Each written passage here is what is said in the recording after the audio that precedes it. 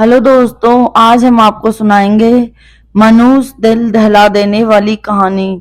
अगर आप हमारे चैनल पर नए हैं तो प्लीज हमारे चैनल को लाइक करें, सब्सक्राइब करें और शेयर करें। हेतल कॉलेज कैंपस में बैठी थी। जब उसके क्लास पूरे हुए तो वह अपनी सहेली के साथ बातें कर रही थी। उसे रास्ते से जाते समय गायत्री दिखी। गायत्री को आवाज दी, गायत्री इधर आओ। हेतल की आवाज सुनते ही गायत्री हेतल के पास आ गई। दोनों बातें करने लगी। बातचीत के दौरान अचानक हेतल को याद आया कि उसने सुना है कि सुमन ने आत्महत्या कर ली है। इस बारे में गायत्री से जानना चाहा। सुमन, हेतल और गायत्री दोनों की यह बचपन की सहेली थी। गायत्री और सुमन दोनों एक दूसरे की पड़ोसी थी।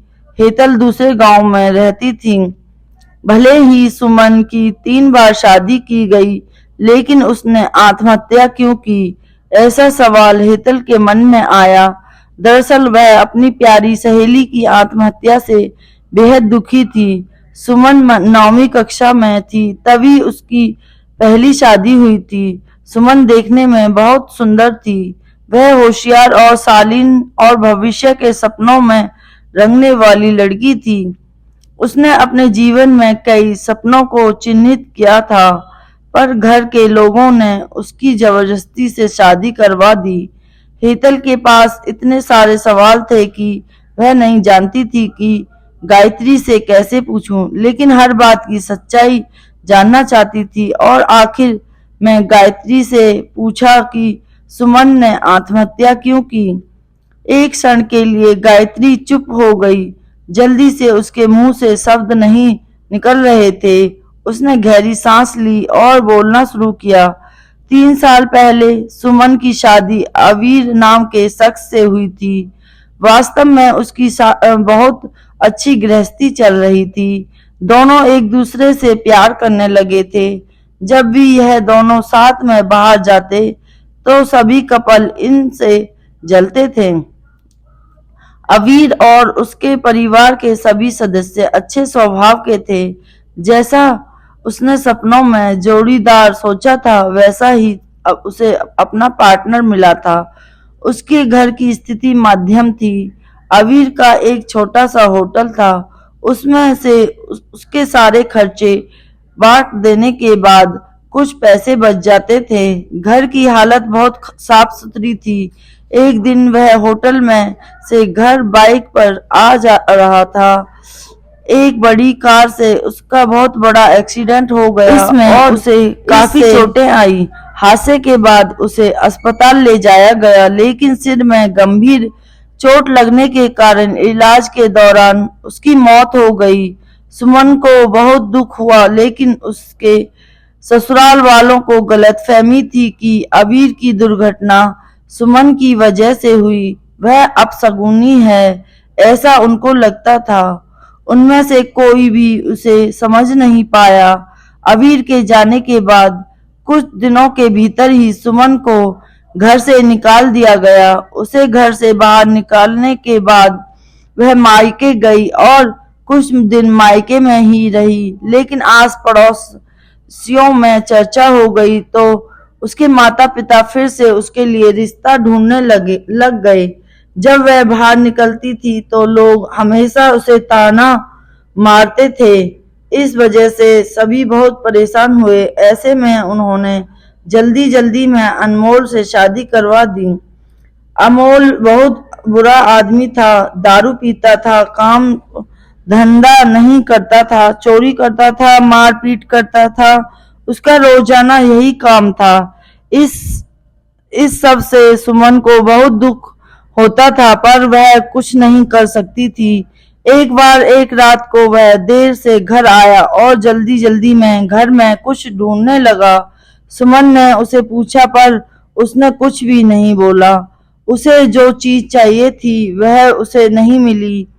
इस वजह से वह वहां से बाहर चला गया। सुमन रात भर उसकी राह देखती रही, पर वह आया नहीं। दूसरे दिन पुलिस को उसका मृतदेह रास्ते के किनारे पड़ा हुआ मिला। उसका चाकू से किसी ने खून किया था। यह खबर सुमन को पता चली तो उस पर दुख का पहाड़ टूट पड़ा। कुछ दिनों तक वह अपनी ससुराल में रही, लेकिन बाद में ससुराल वालों ने उसे प्रताड़ित करना शुरू कर दिया। इस वजह से सुमन वापस मायके आ गई। घर आकर कुछ दिन ऐसे ही बीत गए। हर दिन आ रहा था, जा रहा था, लेकिन सुमन की स्थिति वही थी। उसकी तरफ देखा नहीं जा रहा था। उसका परिवार उसकी स्थिति को सहन नहीं कर सके, इसलिए उन्होंने उसकी वापस शादी करने का फैसला किया। उसके लिए रिश्ता ढूंढने लगे। उनके रिश्तेदारों में गौतम नाम का लड़का था। उसकी पहले से ही एक बार शादी हो चुकी थी। गौतम से सुमन की शादी करवा दी।